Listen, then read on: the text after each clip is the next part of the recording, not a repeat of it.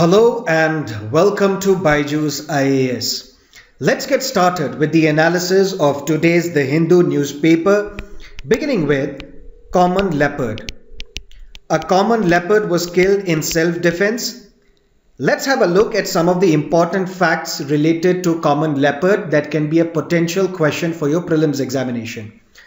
And please understand, we are talking about common leopard, we are not talking about snow leopard. First up, let's have a look at the population figures. One important statement for your prelims is that there is no official countrywide population estimate that is available for common leopard. Another important fact for your prelims is that there are 17 tiger-bearing states in India.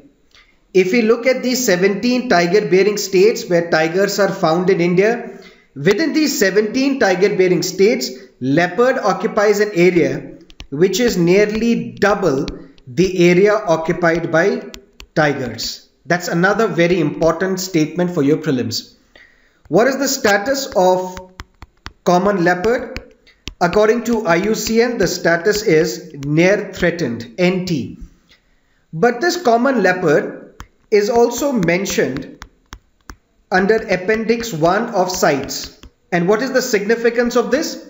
The significance is that this Appendix 1 prohibits international trade in common leopard, except when the purpose is non-commercial. Let's say, for example, for scientific research, you need to import the tiger, Let's say for scientific research, you need to import the common leopard. That you can do, but international commercial trade is prohibited because leopard is mentioned under Appendix 1 of CITES. And please remember, India is also a signatory to CITES. Another important fact, leopard is the smallest of all the big cats. And there is one common occurrence in leopard, that is what we call melanism. Now, melanism is a condition where the animal is black in color, including the spots as well. You will notice that a leopard is differentiated by its spots. What is melanism in common leopard? Melanin is a hormone that is responsible for the skin color. And melanism in common leopard means that the animal is black in color as well, including the spots. A melanistic leopard is often called as a black panther or a jaguar. Another important fact regarding the common leopard is that it is basically a nocturnal animal. That means it hunts during the night and usually mates throughout the year. So there is no specific mating period for common leopard. They mate throughout the year. But there are certain threats to common leopard. One prominent threat to common leopard is conflict with humans. Another threat is poaching for illegal trade. Another threat is the loss of habitat. Another threat, leopards also die due to accidents on roads as well. These are important facts that can be relevant for your prelims examination. Let's have a look at another important article on page number 10 of the Delhi edition of The Hindu, which is primarily relevant for your prelims. October 21, 1959, something happened. What happened? 10 people from Central Reserve Police Force, CRPF, they were killed by the Chinese army in Ladakh's hot spring area. To commemorate the martyrdom of these 10 CRPF personnel, every year, October 21 is celebrated as National Police Commemoration Day. Now, in 1984, a police memorial was conceptualized. That is, we should have a memorial in honor for the martyrdom of these 10 CRPF Jawans. And then we constructed this National Police Memorial as well. But in 2008, on the orders of the Delhi High Court, this memorial was brought down because it violated the environmental clearances. Now this police memorial has now been revamped, and a revamped National Police Memorial has now been inaugurated by Prime Minister Modi. So these facts are very important for your prelims examination. Let's have a look at another newspaper article on the same page number 10 of the Delhi edition of The Hindu. Yesterday, Prime Minister Modi unfurled the national flag at Red Fort. What was the occasion? The occasion was the 75th anniversary of Azad Hind government, which was announced by Netaji Subhash Chandra Bose. So now Netaji Subhash Chandra Bose, Azad Hind Fauj becomes important and relevant for your civil services examination. This can be a potential question for your prelims as well as the history part of your GS paper 1. And in GS paper 1, you may also be asked about the conflict between Netaji and Mahatma Gandhi. Because we have seen questions have been asked regarding the conflict between Mahatma Gandhi and B.R. Ambedkar. So the conflict between Mahatma Gandhi and Netaji Subhash Chandra Bose can also be asked in the examination. And you need to understand that Netaji Subhash Chandra Bose was twice the president of Indian National Congress. The second time he won the election to the office of the president of Indian National Congress, Mahatma Gandhi had set up a candidate named Pattabhi Sitaramaya. And Pattabhi Sitaramaya ultimately lost to Netaji Subhash Chandra Bose. When he lost, Mahatma Gandhi said, "It is not the personal loss of Pattabhi Sitaramaya, it is my personal loss as well." So many people believed at that point in time that it was not the defeat of Pattabhi Sitaramaya, but it was the defeat of Mahatma Gandhi in the elections of the president of Indian National Congress. And they disagreed on a variety of issues. They disagreed on the support to the British government during the Second World War. They disagreed about the course that the Indian National Congress should take to get support for the freedom struggle, so on and so forth. So all these are relevant for your examination in your modern history book. Please understand and relate all the necessary conflict points between Mahatma Gandhi and Netaji Subhash Chandra Bose. Now let's look at another important article on page number 11 that is relevant for your transparency topic of your GS paper 2. We have Right to Information Act, which is considered to be the pioneering act which empowers the citizen of this country to have accountable governance, which empowers the citizens to ask questions to the government and thereby increase and enhance transparency in the way in which the government functions. But many people also believe that this RTI Act has been defeated because the government is indifferent to the suggestions made by Central Information Commission. Many people believe that it is the enforceability of this RTI Act that is the biggest problem under the current circumstance, because repeatedly the governments, the public authorities are refusing to adhere to the rulings of the Central Information Commission. Now what this newspaper article talks about, one individual, Sanjeev Chaturvedi, who was the Chief Vigilance Officer of All India Institute of Medical Sciences, he filed an RTI application before the Prime Minister's office asking for various details. But Prime Minister's office shot down this request and refused to divulge the information. Mr. Sanjeev Chaturvedi approached the Central Information Commission, and now Central Information Commission has directed the Prime Minister's office that you have to disclose all these relevant informations which have been sought by Sanjeev Chaturvedi. What is this information pertaining to? Number one, the allegations or the complaints of corruption received against union ministers between 2014 and 2017, along with ATR, Action Taken Report. That means if you have received these allegations and complaints of corruption, what is the action that you have taken on these reports? Second, what is the quantum and value of black money that has been brought back from abroad during this government's tenure, along with the efforts that are being made in this direction? All these informations which were sought by Sanjeev Chaturvedi, which were rejected by the Prime Minister's office, now CIC has directed the Prime Minister's office to release all this necessary information. Many people think that this ruling by the Central Information Commission will further strengthen the RTI Act, because if people alleged that it is the enforceability of this act which is leading to the defeat of the RTI Act, now if this ruling is accepted by the PMO, it will sound a message to all the departments that you will have to adhere and agree to the rulings of Central Information Commission. That is why this news item is very important. Let's look at some international news on page number 12 of the Delhi edition of the Hindu. After the end of the Second World War in 1945, we saw the world was divided into two power blocks.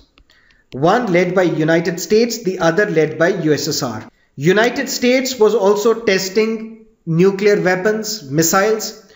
USSR was also developing and deploying the missile technology. And then there is Europe. And majority of the countries in Europe are the allies of the United States. And these missiles developed and programmed by USSR had the potential to reach to the Europe as well. And now US necessity to safeguard its allies in the Europe. You have to understand that it was a Cold War era. And what is this Cold War era? Not even a single bullet was fired between USSR and US. But the tensions were so high, the hostility was so high that many people thought that if not today, if not tomorrow, but very soon there is going to be another big war between US and USSR. That is what we call the period of Cold War. And this Cold War ended with the dismemberment of USSR when USSR broke into various pieces of independent sovereign nations. But during this Cold War period, a treaty was signed between United States and USSR. That treaty was called Intermediate Range Nuclear Forces Treaty, INF. Based on this treaty, all the short and medium range ground launched nuclear missiles. You have to understand it is only ground launched nuclear missiles. It does not cover the sea ground or sea launched nuclear missiles. All these ground launched nuclear missiles, short and medium range, that means it covers 500 to 5000 kilometer range. All these missiles were to be destroyed. And further, United States and USSR could not develop, could not test and could not possess these short and medium range ballistic missiles, so that ultimately Europe is preserved. The threats to Europe from the USSR can be minimized. This was the treaty which was signed between US and USSR. US at that point in time was led by President Reagan and USSR was under Mikhail Gorbachev. Now the United States has decided that we will pull out of this Russia missile pact. And many people argue that this could mark the beginning of new arms race between US and Russia. Why Donald Trump wants to pull out of this missile pact? Donald Trump accuses Moscow of violating this treaty by deploying Leopard missile. And since the development and possession of Leopard missile, which comes under the category of short and medium range ground launched nuclear missiles, Donald Trump says it is violation of the treaty and as such we will pull out of this missile pact. Russia denies this. Russia says we are neither developing nor deploying this Leopard missile. But critics argue that Donald Trump cannot unilaterally withdraw from this treaty. Why? Because when this treaty was signed in 1987, it was also ratified by the US Senate. How can a treaty which is ratified by the upper house of US Parliament, upper house of US Congress, can be unilaterally withdrawn by the president? That remains to be seen. But this is what the issue is all about. Now let's look at another important news, international news on Maldives elections. We have discussed previously how in the recently concluded elections in Maldives, the incumbent Abdullah Yameen was defeated by the opposition candidate Ibrahim Mohammed Saleh. And this defeat of Abdullah Yameen is a very, very good news for India because Abdullah Yameen was getting very closer to China, and at the same time, the Indian interests in Maldives were under jeopardy under the rule of Abdullah Yameen. Now Abdullah Yameen, what he did, he accused the opposition of rigging these elections and ultimately filed a petition in the Supreme Court and was asking the Supreme Court that you should nullify these elections because these elections were rigged. Now Supreme Court has unanimously rejected this petition of Abdullah Yameen, and now Maldives is all set to have a new government in place under Ibrahim Mohammed Saleh. Now let us have a look at some of the editorials and columns from today's The Hindu newspaper. The first editorial is on the tragedy in Amritsar, where 59 people died when train ran over them while they were celebrating the Dasera festival. What this editorial talks about, that responsibility must be fixed for Amritsar disaster and for future disasters as well. Some solutions have been recommended in this editorial. One solution is that we should have a lead agency at the state level as well as at the district level. This lead agency should be responsible for all the events that are organized. All the necessary clearances, all the necessary regulations that are required to be put in place, this lead agency should be responsible for that. So that tomorrow if there is a mishap, we can put the responsibility and fix the accountability on this lead agency. Because today, the state government is saying we are not responsible for Amritsar tragedy. Railways is also deciding that we are not responsible for this tragedy. But in all these man-made disasters, we have to fix the responsibility somewhere, and for that we need to create a lead agency.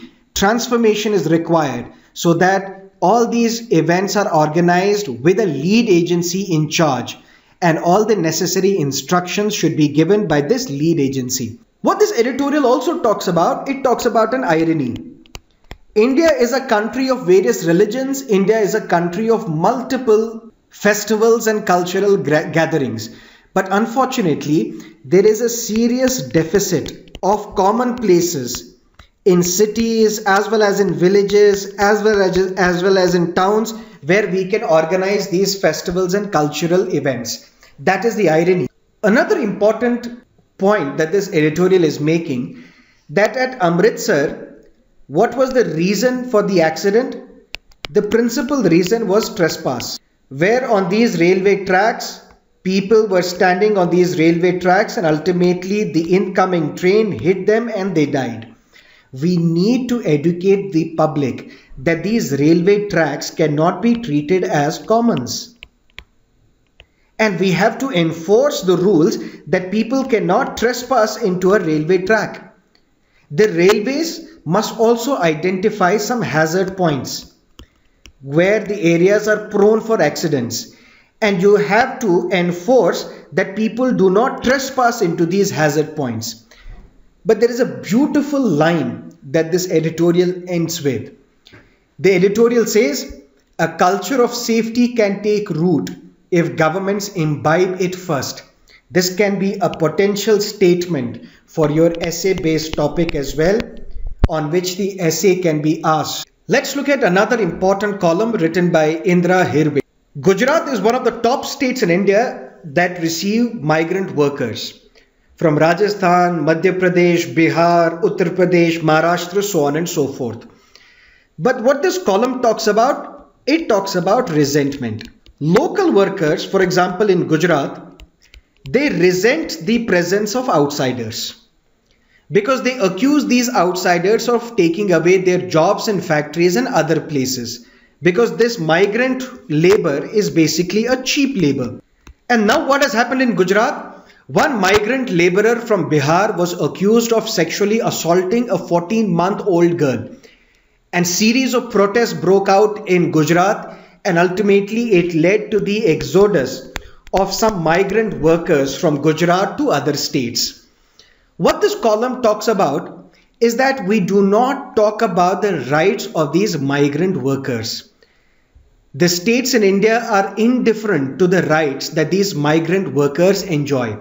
For example, we have a law called Interstate Migrant Workmen Act, and there are various other laws as well. According to this act, let's say for example we have Rajasthan and we have Gujarat. Workers from Rajasthan can come to Gujarat. How? Contractors, for example, contractors in Rajasthan will take these migrant workers from Rajasthan to Gujarat. But under this law, this contractor has to be registered with Rajasthan government. Rajasthan government should issue a license to this contractor, and once the migrant workers have been sent to Gujarat, it is the responsibility of the Rajasthan government to see whether these migrant workers are paid their dues as well, to ensure that they are provided regular wages, to ensure that they are provided minimum wages, to ensure that if they are working overtime, a separate payment is made for that overtime work. But ultimately, the state governments, all the state governments, they do not implement and follow this law. And ultimately, the migrant workers are at the mercy of their contractors as well as the industries and factory owners. This column also talks about a way forward. What is the way forward? The writer says that way forward is not that we should have reservation for local workers in their respective states, because ultimately the idea of unity and diversity will be lost. The solution is that we should enforce all the labor laws for migrant workers. The solution is that we should provide fair and equal deal for local as well as migrant workers, because ultimately the competition between these local workers and the migrant workers will also be minimized. If these local workers and migrant workers are treated fairly and equally by the industries and companies as well as the factories, then these migrant workers, they will have the option of going back to their home or making a different place as the place of their destination. In that way, we can limit the atrocities that are committed on the migrant workers. Now let's look at another important column, time to hew a new antiquities law. Now what is an antique? All objects that are more than 100 years old in India, they are called antiques. And all these objects are to be registered with Archaeological Society of India along with their photographs. If not, then punishment will be meted out to those individuals who are holding these objects, because all the objects more than 100 years old, they are to be registered with Archaeological Society of India along with their photographs. But what this column talks about, it talks about how do we know about a civilization, whether it is Indus Valley civilization, Mesopotamian civilization, Chinese civilization. We know them through various archaeological sites. One of the big reasons that we know about a civilization is by looking at these archaeological sites. But what about other reasons or other ways in which we know about the civilization? For example, we know about a civilization through anthropologists as well, through historians as well, through writers as well. And the writer talks about that we give more emphasis to Archaeological Society of India than to these other individuals such as writers, historians, anthropologists, because they are in a position to better tell us about our history. We have a law called Antiquities and Art Treasures Act of 1972. And this column specifically talks about that we should repeal this law and we should have a separate law in place. We need to have a separate law. Why? Under this law, a license is issued by Archaeological Society of India. How? For example, I am a holder of an object, which can be an idol, which can be a stone, which can be a bronze object, so on and so forth. There is an assumption in the society that if I am holding an antique object, it is stolen. Either it is stolen from a public authority or it is stolen from a temple or a sacred place.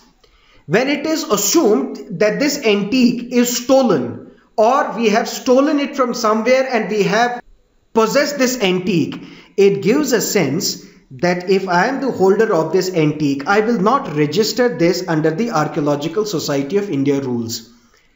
If I register under the ASI, then various levels of scrutiny takes place. For example, scrutiny number 1, ASI scrutinizes my details, my experience as a trader in antiquities. Scrutinizes, questions are asked about the place in which I want to carry my business. My criminal record is scrutinized. And there are many people who argue that this entire scrutinization process is very cumbersome.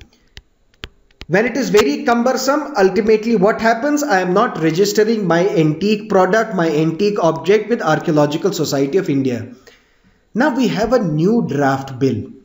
A new draft, an amendment to this law of 1972 is proposed and is available on the Union Ministry of Culture's website. Under this draft, all the export of antiques are prohibited by the government unless and until this export is done by the government or is done under the control of the government. That means all the exports of these antiques are prohibited. What is this cultural vigilantism? The same thing as I discussed before, that if I am a possessor of this antique, the impression created is that this antique has been stolen from a temple or from a sacred place, and then ultimately through the use of force this antique is taken away from me. To ensure that this cultural vigilantism is eradicated, what we need to have a new law that will deal with the antiquities, so that even private individuals can hold these objects of antiquity. Even private individuals can trade within the country related to these antiquities, because antiquities should not be the sole custody, because on these antiquities the sole control cannot be that of the government of the day. Now let's look at another column, The Pilgrimage Progress, written by Janaki Nair. She teaches history at JNU Delhi.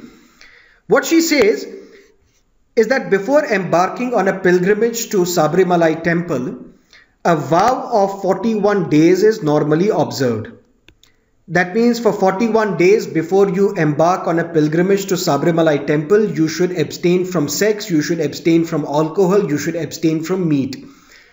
But this vow of 41 days is seldom followed by people who are working in corporate sector, people who are close to Janaki Nair. She writes that very openly people smoke even before they embark on a journey to Sabarimala temple. What she is primarily talking about, she is saying that rules of worship are made, unmade and remade over a period of time. If menstruating women in the age group of 10 to 50 are barred from entering into the sanctum sanctorum of the Sabarimala temple, but the rules for other temples have changed. For example, there is a temple called Sandur temple in Karnataka, where the deity is Kumaraswamy, who is also a celibate, just like Lord Ayappa. Prior to 1950, even at this temple, women were not allowed to enter. But since 1996, women have been allowed to enter into this Sandur temple as well. 1934, in this Sandur temple, Harijans or scheduled caste or Dalits were allowed entry for the first time. And Mahatma Gandhi at that point in time remarked that when a small state in South India, Sandur, has opened the temple to Harijans, heavens have not fallen. That means nothing has changed if we allow people who were previously excluded from entering into the temple. Heavens won't fall. So heavens won't fall if menstruating women in the age group of 10 to 50 are allowed entry to have a darshan of Lord Ayappa, who is a celibate. Janaki Nair also talks about that prior to 1950, menstruating women were allowed entry into the Sabarimala temple when they would bring their children for first rice feeding ceremonies. When the child will eat rice for the first time, these women were allowed entry into the Sabarimala temple prior to 1950. So rules have been changed. Rules have been made, unmade and remade over a period of time. And Sabarimala is no exception. We should allow entry of women in the age group of 10 to 50 in the Sabarimala temple. Now let's have a look at some of the prelims based questions. Which of the following countries are double landlocked? It is Uzbekistan and Liechtenstein. Previous year's prelims based question 2016. Which of the following is or are tributaries of Brahmaputra? All these are the tributaries of Brahmaputra. Let's look at a mains based question. How to stop farmers burning crop stubble? List some ideas. The government must hold out the carrot and wield the stick to get the farmers to stop burning crop stubble and releasing harmful pollutants into the atmosphere. What is this carrot and stick policy? We should provide some benefits to the farmers as well as some punishments if they don't follow them. The governments of Punjab and Haryana, besides the centre, must take coordinated steps that go beyond preaching, making happy seeders. And what are these happy seeders? These are the machines that cut and lift the crop stubble, sow the wheat and deposit the straw over the sown area as mulch. And we have to make these happy seeders available. That is the main task.